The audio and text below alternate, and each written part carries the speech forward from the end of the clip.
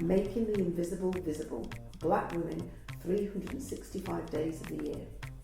Each day will spotlight a remarkable woman whose story has shaped Black, British or global diasporic history. Women whose achievements are too often overlooked. Through these daily short films, we create a living, breathing archive of leadership, creativity, resistance and legacy. Let's begin. We are extremely excited and privileged this evening for me to have a fellow Mancunian in the house, and that always makes me extremely happy. So today SuAndi is just going to take us on a little bit of a journey.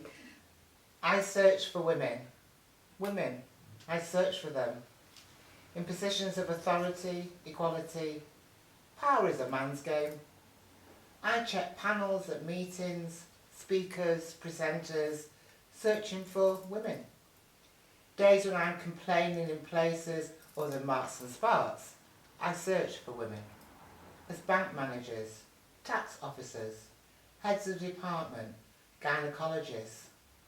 Some days I spy one and I smile smugly, claiming this woman as the me.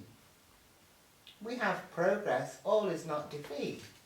There are women out there, and when I do locate, I backtrack, just to see how many are black.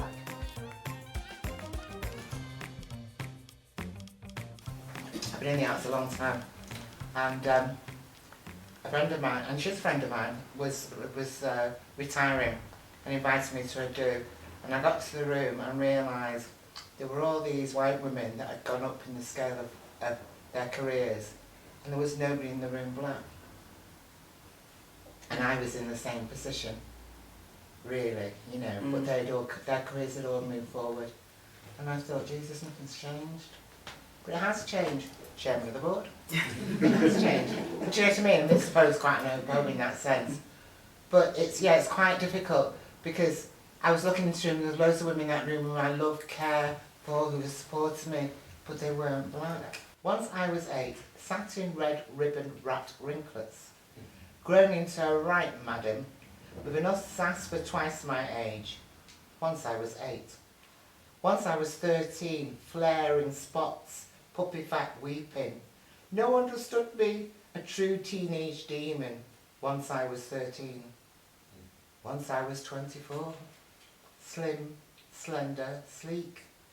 Femininity, my act of war. Men were so meek when I was 24. Once I was 33, all my future ahead of me, every door and opportunity, independent, relying only on me. Once I was 33. When did I become 40? Once I was 40, still dreaming of breastfeeding, morning coffee mothers' meetings, school gate waiting, homework helping, her first lipstick, her first kiss, mother the bride weeping. Or do people still knit? I will. Helping and remembering how nappy changing, biological clock ticking, ticking, ticking, 41, 43, 44 and more. Once I was, don't say the number. Smile was an age, a spoken, let a joke drop and laugh, but never tell, never. Puppy grew into maturity, little girl let loose and flew. If only you'd known me when I was young. Thank you for joining us for today's story. Making the Invisible Visible is our commitment to ensuring that Black women's histories and contributions are recognised, valued and kept in daily circulation. Across 2026, we will continue to share these powerful narratives, 365 days of impact, brilliance and inspiration. Stay connected, join the conversation and help us champion the women whose journeys continue to shape our world. I'm Paulette Brooks and I'm looking forward to seeing you tomorrow for the next story.